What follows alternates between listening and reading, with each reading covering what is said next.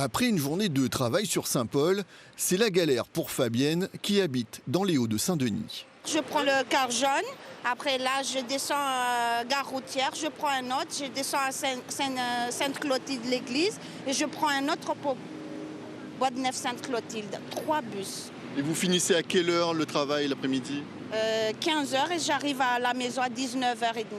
Du coup, certains se mettent à rêver de transports en commun comme dans les grandes villes d'Europe.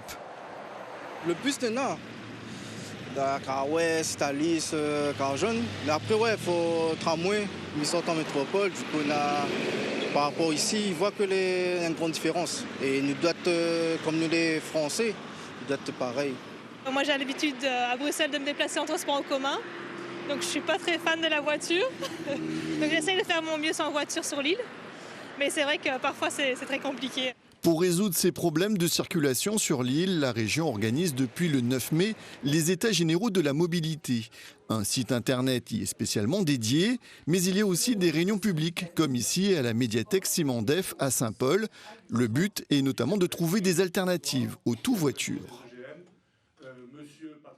Il y a effectivement des routes à finir et les Réunionnais demandent parfois qu'il y ait telle ou telle route, telle déviation, telle contournante dans une ville ou dans une autre.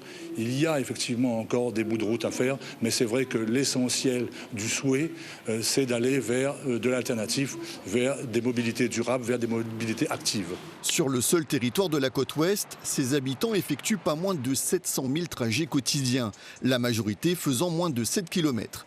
D'où l'intérêt d'utiliser des modes de déplacement alternatifs à la voiture, non sans prévoir des équipements adaptés. Ça viendrait à l'idée de personne de faire une route des Tamarins sans station essence. En fait, c'est un petit peu la même chose pour le vélo.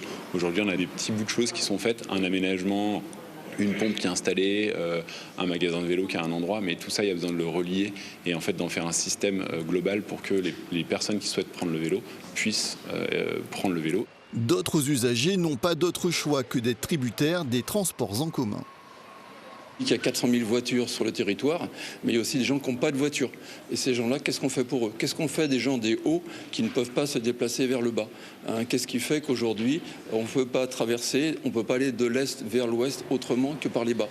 Donc tout ça, c'est des vraies questions et il faut les mettre sur la table et faire en sorte que les choses changent.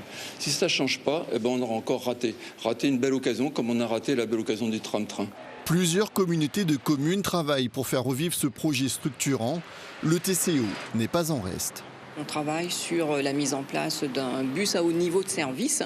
Au niveau de service, ça veut dire un bus sur, en grande partie, de l'itinéraire privilégié.